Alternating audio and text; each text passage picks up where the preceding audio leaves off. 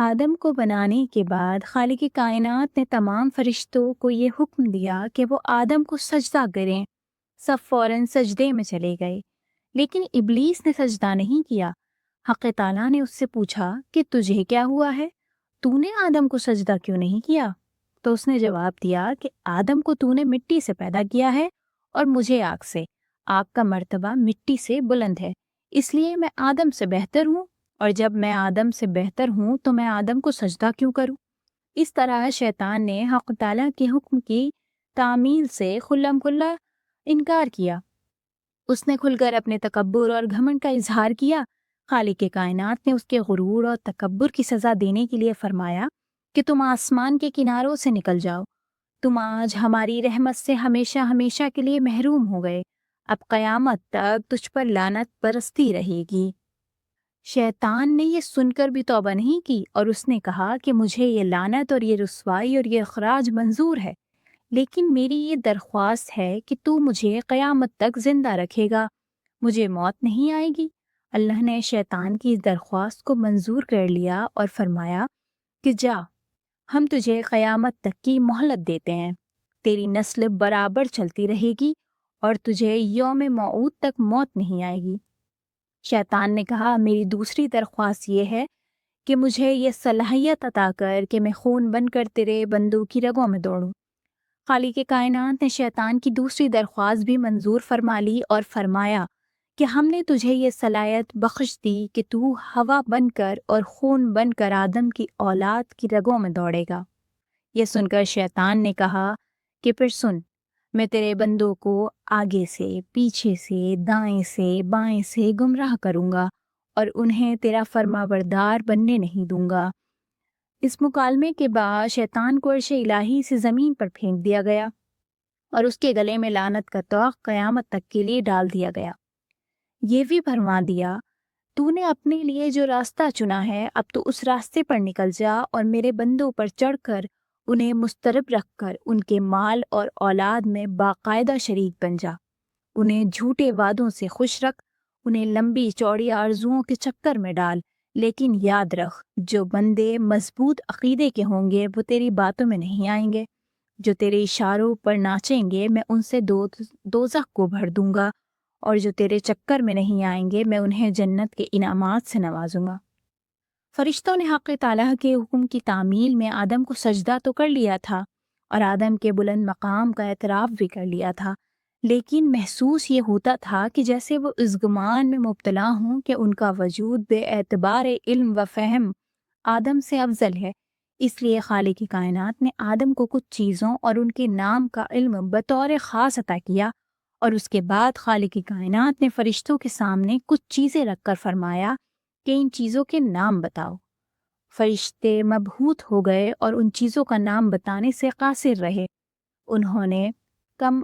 علمی کا اعتراف کیا اور کہا اے پروردگار، جو علم تو نے ہمیں بخشا ہے ہم اس کے سوا کچھ نہیں جانتے، اور بے شک تو علیم و خبیر ہے۔ اس کے بعد خالق کائنات نے حضرت آدم علیہ السلام سے ان چیزوں کے بارے میں پوچھا۔ حضرت آدم علیہ السلام نے فر ان چیزوں کے نام بتا دیے، اور اس طرح فرشتوں کے روبرو حضرت آدم علیہ السلام کی عظمت و برتری ثابت ہو گئی، اور فرشتے حضرت آدم علیہ السلام کے رتبے اور مرتبے سے پوری طرح واقف ہو گئے، اور فرشتے سمجھ گئے کہ حضرت آدم علیہ السلام کا کیا مقام ہے اور حضرت آدم علیہ السلام کی تخلیق کا راز کیا ہے۔ اس کے بعد حضرت آدم علیہ السلام کے سکون اور راحت کے لیے حضرت حوا کی تخلیق کی گئی، اور ان دونوں کو جنت میں داخل کرتے ہوئے خالق کائنات نے فرمایا کہ تم اس جنت میں مقیم ہو جاؤ، جو چاہے کھاؤ پیو اور جو چاہے تفریح کرو، جنت کی تمام نعمتیں تمہارے لیے ہیں، لیکن میری ہدایت یہ ہے کہ تم جنت میں فلاں درخت ہے اس کا پھل مت کھانا، بلکہ اس درخت کے قریب بھی مت جانا، اور اگر تم نے میری ہدایت پر عمل نہیں کیا تو پھر تم دونوں ظالموں میں شامل ہو جاؤ گے اور میری عنایتوں سے محروم ہو جاؤ گے۔ حضرت آدم علیہ السلام اور حوا دونوں بہشت میں رہنے لگے، جو ان کا دل چاہتا کھاتے، جو دل چاہتا پیتے، جنت کی نعمتوں سے بہرور ہوتے رہے اور جنت میں چہل قدمی بھی کرتے رہے اور سکون و راحت کی سانس لیتے رہے۔ دونوں کی موافقت کی وجہ سے دونوں کو روحانی اور ذہنی سکون حاصل رہا۔ دونوں پوری طرح سے مطمئن اور شاداب رہے اور اللہ کا شکر بھی ادا کرتے رہے۔ لیکن یہ بات شیطان کو ناگوار گزری اور اس نے ان دونوں کو اللہ کی نافرمانی پر اکسانا شروع کیا تاکہ یہ دونوں نافرمانی کرنے والوں میں شامل ہو جائیں اور اسی طرح جنت سے نکال دیے جائیں جس طرح شیطان کو عرش الہی سے نکالا گیا تھا۔ شیطان نے حضرت آدم کو بہکانے کے لیے چکنی چپڑی باتیں کی اور ان کا دل جیتنے کے لیے وہ مختلف طریقے استعمال کرتا رہا۔ اس نے قسم کھا کر یہ یقین دلایا کہ میں تو تم دونوں کا خیر خواہ ہوں اور یہ چاہتا ہوں کہ تم ہمیشہ اس جنت میں مقیم رہو، لیکن اللہ نے تمہیں اس پھل سے باز رکھنے کی کوشش کی ہے جس کو کھا کر تم دونوں فرشتے بن جاؤ گے اور پھر تم کو جنت سے نکالنا ممکن نہیں ہوگا۔ لیکن حضرت آدم علیہ السلام شیطان کے بہکاوے میں نہیں آئے اور اللہ کی نافرمانی کرتے ہوئے لرزتے رہے۔ اس کے بعد شیطان نے حضرت حوا کو بہکانے کی کوشش کی اور انہیں سمجھانے کی کوشش کی اور ان کے سامنے اپنی خیر خواہی کے دعوے کیے اور قسمیں کھائیں۔ حوا دل اور دماغ کی کمزور تھیں، وہ شیطان کی باتوں میں آ گئیں اور انہوں نے حضرت آدم علیہ السلام کو سمجھانے کی ٹان لی۔ بالآخر حضرت آدم علیہ السلام بھی بہک گئے اور جس درخت کے قریب نہ جانے کی ہدایت کی گئی تھی اس درخت کے قریب چلے گئے اور اس کا پھل بھی کھا لیا۔ اس پھل کے کھاتے ہی ان کا سر چکرانے لگا اور جنت کا جو لباس ان کے بدن پر موجود تھا وہ غائب ہو گیا اور دونوں اچانک برہنہ ہو گئے۔ اس وقت حق تعالیٰ نے حضرت آدم علیہ السلام و حوا سے کہا، تم دونوں نے میرے حکم سے سرتابی کی اور میری نافرمانی کر کے میری ناراضگی مول لی۔ میں نے تمہیں اس درخت کے قریب جانے سے روکا تھا اور یہ بھی کہا تھا کہ شیطان تمہارا کھلا دشمن ہے۔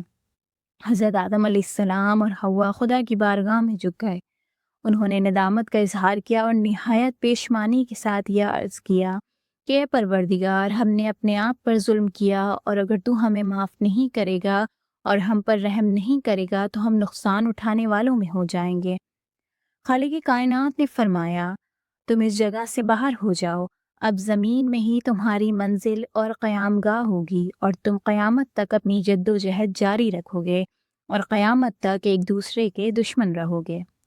ایک روایت کے مطابق حضرت آدم علیہ السلام کو لنکا میں اور حضرت حوا علیہ السلام کو جدہ میں اتارا اور میدان عرفات میں دونوں کی توبہ قبول ہوئی اور اس کے بعد آدم و حوا کی نسل کا سلسلہ شروع ہوا جو ابھی تک جاری ہے اور قیامت تک جاری رہے گا۔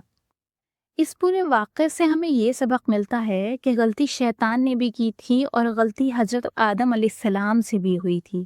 شیطان نے غلطی کر کے ندامت کا اظہار نہیں کیا اور کوئی معذرت نہیں کی، اس لیے وہ قیامت تک اللہ کی نظروں سے گر گیا اور ہمیشہ ہمیشہ کے لیے اس کی شخصیت پر بدنصیبی کی مہر لگ گئی ہے۔ اس کے برخلاف حضرت آدم علیہ السلام نے غلطی کرنے کے بعد پیشمانی اور ندامت کا اظہار کیا،